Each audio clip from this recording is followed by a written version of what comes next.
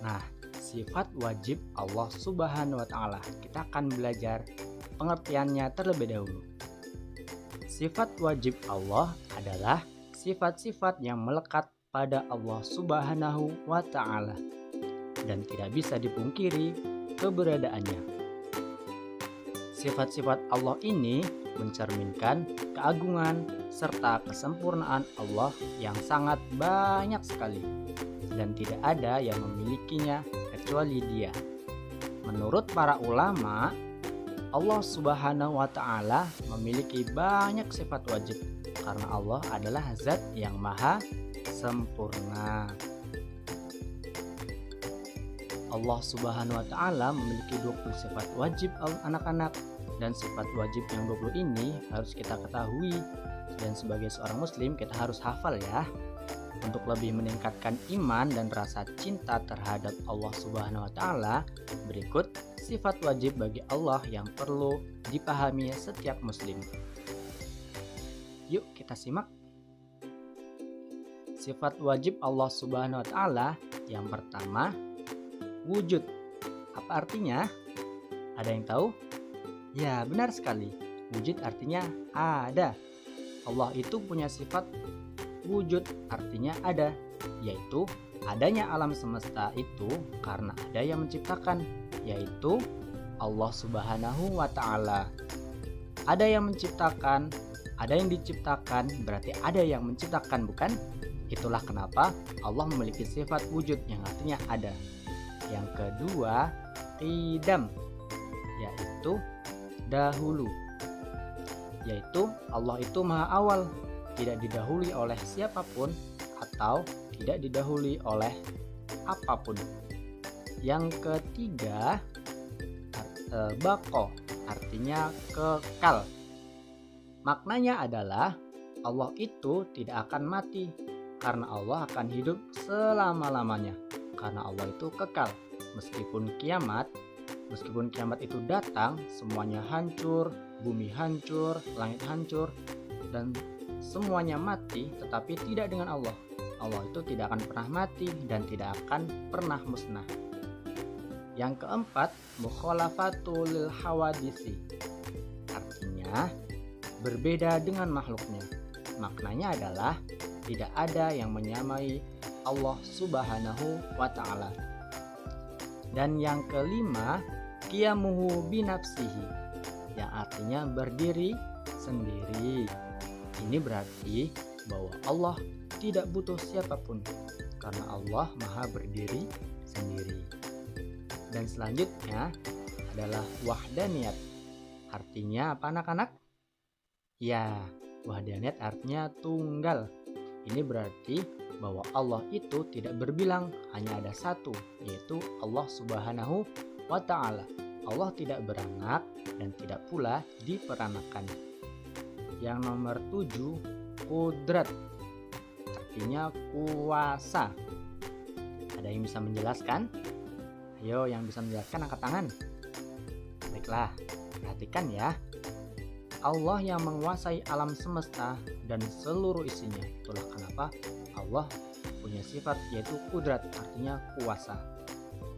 Yang selanjutnya irodat, artinya berkehendak, yaitu Allah menghendaki apapun yang Ia inginkan. Allah juga mewujudkan sesuatu sesuai dengan keinginannya. Dan nomor 9, ilmu, artinya mengetahui. Ini berarti Allah mengetahui segala sesuatu, baik yang tersembunyi maupun yang terlihat. Allah mengetahui yang telah terjadi, yang sedang terjadi, dan yang akan terjadi. Yang nomor 10, hayat. Apa artinya anak-anak? Ya, hayat itu artinya hidup. Allah maha hidup, atau Allah akan hidup selama-lamanya dan Allah tidak akan pernah mati. Yang selanjutnya sama. Sama artinya mendengar ya. Anak-anak, ketika kalian berdoa, yakinlah bahwa Allah Subhanahu wa Ta'ala itu mendengar doa-doa kita. Jadi ketika kita berdoa, kita harus khusyuk. apa yang terlintas di benak kita maupun apa yang kita ucapkan itu didengar oleh Allah. Makanya kita tidak boleh mengucapkan atau mengatakan sesuatu yang buruk, karena apapun itu pasti didengar oleh Allah. Yang nomor 12, basor, maha melihat. Ayo, siapa yang tidak sholat subuh? Siapa yang tidak mengerjakan sholat 5 waktu? Dan siapa yang masih suka mencuri? Ayo, ingat ya, perbuatan apapun yang kita kerjakan itu dilihat oleh Allah. Maka dari itu kita harus selalu beriman kepada Allah dengan cara melaksanakan segala perintahnya dan menjauhi segala larangannya. Dan ke-13, dan nomor 13 artinya kalam. Apa artinya? Berbicara. Ya, kalam artinya berbicara. Apa maknanya? Anak-anak pernah membaca Al-Quran bukan? Nah, Al-Quran itu adalah kalamullah atau kalam Allah. Itu berarti bahwa segala firman Allah, segala ucapan Allah itu ada di dalam Al-Quran. Itu kenapa dikatakan kalamullah. Al-Quran itu kalamullah, artinya firman Allah. Yang ke-14, qadiran. Artinya apa anak-anak? Yang kuasa. Ya, seperti yang Bapak jelaskan tadi, qadiran itu yang kuasa. Allah menguasai seluruh alam semesta, baik yang ada di langit, di bumi, maupun yang ada di manapun. Itu kuasa Allah. Yang ke-15, muridan, yang berkehendak. Nah anak-anak, pernahkah kamu melihat di TV atau di internet atau di YouTube gunung meletus, tsunami?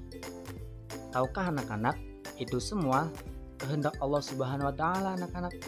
Jadi semua yang baik maupun semua yang terjadi di alam dunia ini itu kehendak Allah. Kita tidak bisa menghendaki apapun karena Allah itu maha kuasa. Nah yang ke-16 itu aliman, yang mengetahui. Allah mengetahui apapun yang kita kerjakan dan apapun yang kita lakukan. Yang selanjutnya hayyan, yang hidup. Nah Allah itu hidup anak-anak, hidupnya tidak terbatas, jadi sampai kapanpun Allah akan tetap hidup. Yang selanjutnya sami'an, yang mendengar. Nah seperti yang Bapak jelaskan tadi, ketika kita berdoa kita harus khusyuk ya, karena apapun itu yakinlah bahwa Allah itu mendengar doa-doa kita dan percayalah akan dikabulkan oleh Allah. Nah yang ke-9, Allah maha melihat. Yang sembunyi, yang tersembunyi maupun yang terlihat oleh kita itu dilihat oleh Allah Subhanahu wa taala. Meskipun gelap gulita, meskipun kalian bersembunyi di tempat yang tidak terlihat oleh siapapun, tetapi tidak dengan Allah. Allah itu pasti akan melihat. Nah yang ke-20, mutakaliman, yang artinya yang berbicara. Nah yang berbicara ini dimaksud dengan firman Allah. Firman Allah itu tertulis dalam Al-Quran. Nah itulah tadi 20 sifat wajib Allah Subhanahu wa ta'ala. Kalian harus pahami ya. Nah setelah kalian mengetahui sifat wajib bagi Allah yang 20 itu, dan kalian mengetahui arti dan maknanya, kita akan belajar mengenai hikmah mengenal sifat wajib Allah Subhanahu wa ta'ala. Sifat wajib Allah sangat sempurna. Kita harus disiplin dalam hidup. Kita harus bertanggung jawab atas perbuatan yang dilakukan, karena Allah melihat, mendengar, mengetahui semua perilaku kita. Allah juga berkuasa untuk melakukan